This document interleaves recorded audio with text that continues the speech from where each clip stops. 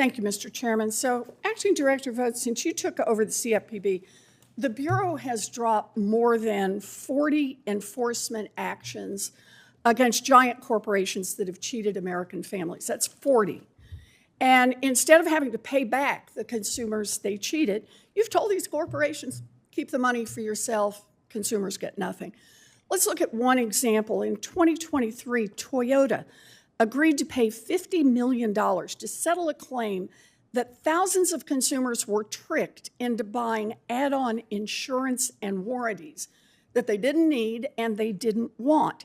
Secret emails show that a Toyota lobbyist reached out to you, quote, to see if there's a positive path forward on their already agreed on settlement, to ask you for help after they had already agreed to repay the consumers they had cheated.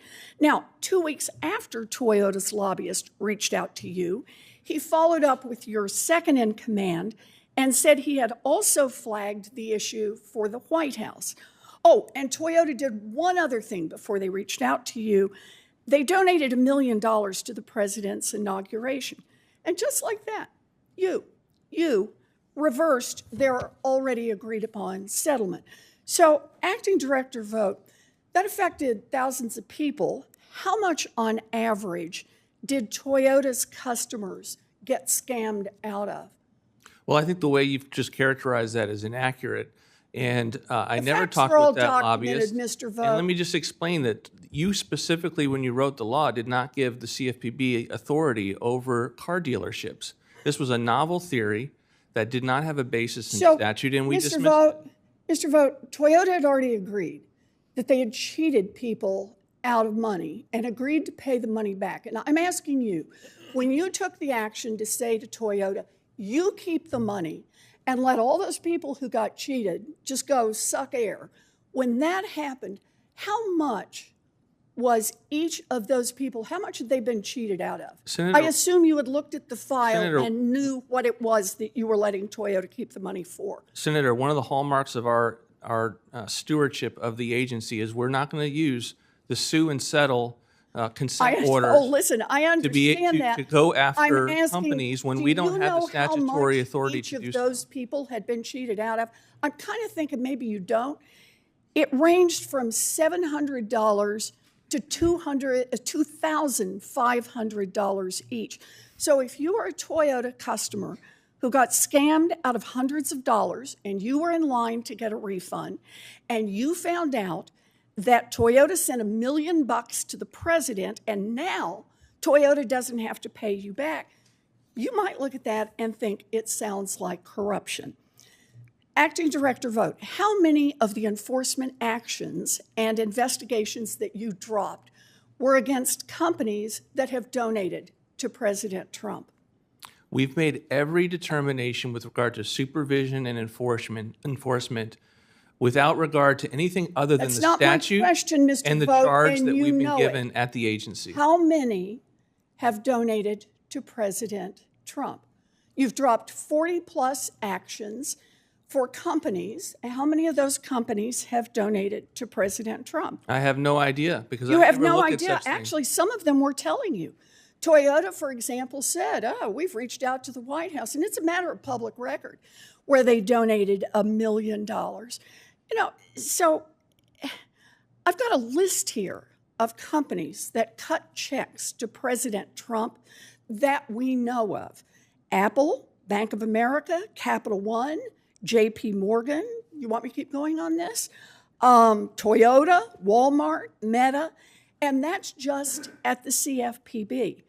In 2025, across federal agencies, the Trump administration dropped cases against more than 50 companies that we can document have financial ties to the president or to his inner circle.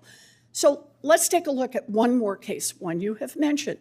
Navy Federal Credit Union got caught by the CFPB charging illegal overdraft fees. If you hadn't dropped in and called off the settlement, they had agreed to a settlement, how much would our service members have been reimbursed for getting cheated? How much? Those fees were not illegal, and remember that this was a credit union made up of service members who would have had to pay for that cost. I'm sorry, Mr. Chairman, thank you very much. They were illegal, they agreed to pay. Senator Reynolds? Thank you, Mr. Chairman. I've got a couple of different questions I want to do, but let me provide you with a few minutes here to just clarify and finish answering the questions that I think are good questions from the ranking member, but I think your answers might help to clear that up. I don't think you were given the opportunity to answer them. When we write a statute and we give authority to an executive branch office to execute a law, we lay out very clearly within the statute what those authorities are. And if you go beyond those authorities, you're violating a law, in my opinion. Could you clarify a little bit? Is there a statute that would have provided the CFPB with the authority to go after auto manufacturers? No, Senator, and I agree with you. Explain that a little bit, please. No, I mean, when you all pass statutes and give us authority to rule make, you're giving a delegated authority to us that is something we have to be very, very good stewards of. And the last thing we want to do is go beyond how you've articulated, or if there's discretion in a law, to do it outside of how you've intended us to use that law. And so we have been very cautious at CFPB in rolling back guidance that was in conflict with the statute or certainly never entertained by the statute. And that's really what we've done since I've been there at the CFPB.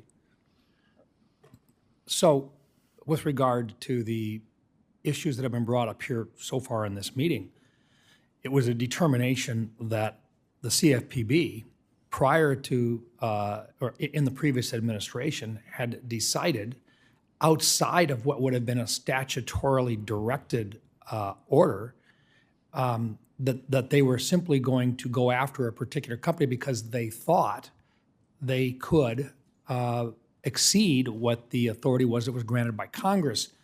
We talked a little bit about sue and settle.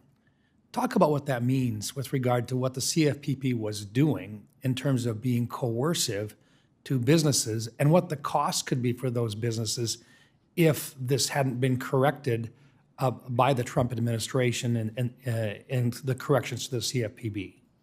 CFPB has the authority to do administrative consent orders in conjunction with their supervision and enforcement authorities. And so they have the ability to really put the onus on a particular company and make a finding and have penalties that accrue as a result of that, some of them tolling at a very high level. And so if you're one of those companies, what are you going to do? You're going to settle to make the pain stop, regardless of... Any limit on how large those costs could be if they don't settle? They can get up to very, very large amounts, and that's one of the reasons why you see companies settling even when they know that they have done nothing wrong and not contesting. In other words, they're making a business decision saying, I got to deal with a bureaucrat, and the bureaucrat can make life real miserable for my entire entity. Precisely. Kind of like if a prosecutor walks in and says, I'm going to charge you with a felony, but if you make a deal with me to take a misdemeanor, I'll let you off easy.